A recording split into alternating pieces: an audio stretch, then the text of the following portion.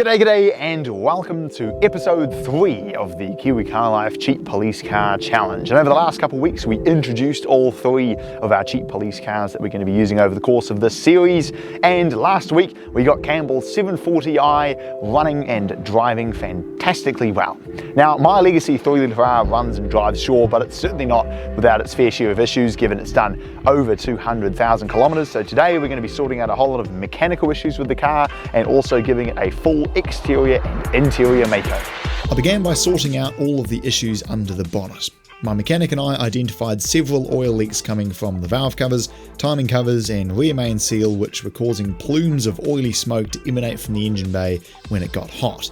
After starting to take out the gearbox, we then realised in an all-wheel drive car like this, it's probably easier just to remove the entire engine. New seals went in where required and now no more leaks. And finally, as there was no service sticker, I changed the engine oil, transmission fluid and rear differential fluid for good measure. And now it's running like a dream. On to the paintwork.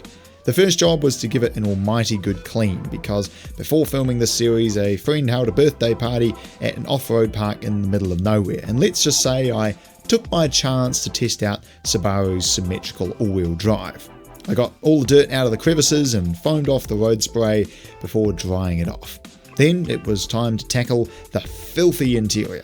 I vacuumed the hang out of the carpets and mats and gave all the interior plastics a properly good clean, even pulling out the toothbrush for the gaps between panels. I also sourced a new driver's floor mat from Fit My Car and bought some replacement number plates and surrounds because the ones that were on the car were absolutely torched. The front bumper, rear bumper and spoiler were all peeling to no tomorrow, but to save money I decided to just repaint the front bumper as that was the worst. I've done it!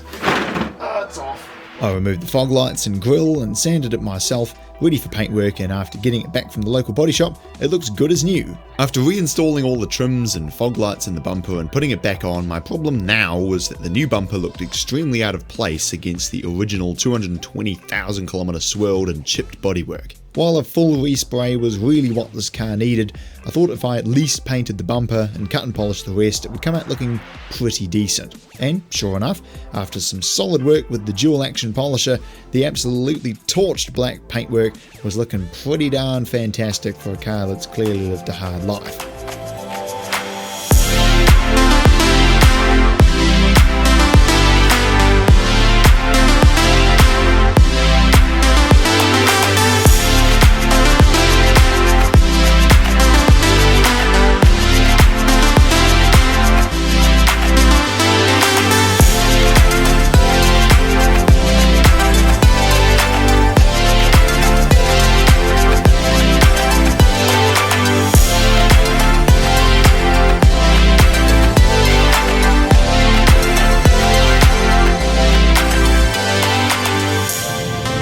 It is good to be back in DYC, my Japanese Subaru Legacy police car. It was off the road for over 3 weeks alone just to get the bumper repainted and another 2 to fix all the oil leaks.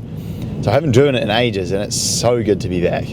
I remember the first time I drove one of these, I wouldn't say I was impressed. The one I drove was a Jap import, it was rough, it was high Ks, and while this one kind of is too, it's New Zealand new, it's facelift, it's got the Bilsteins.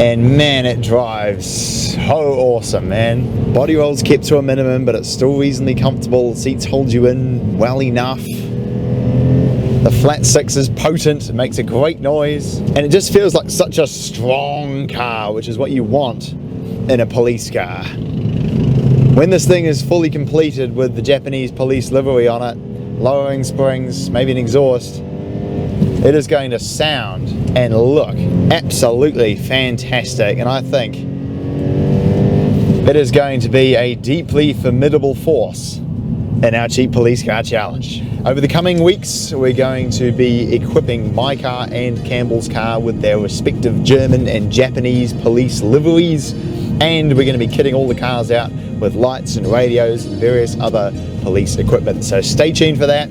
It's going to be very exciting. See you then.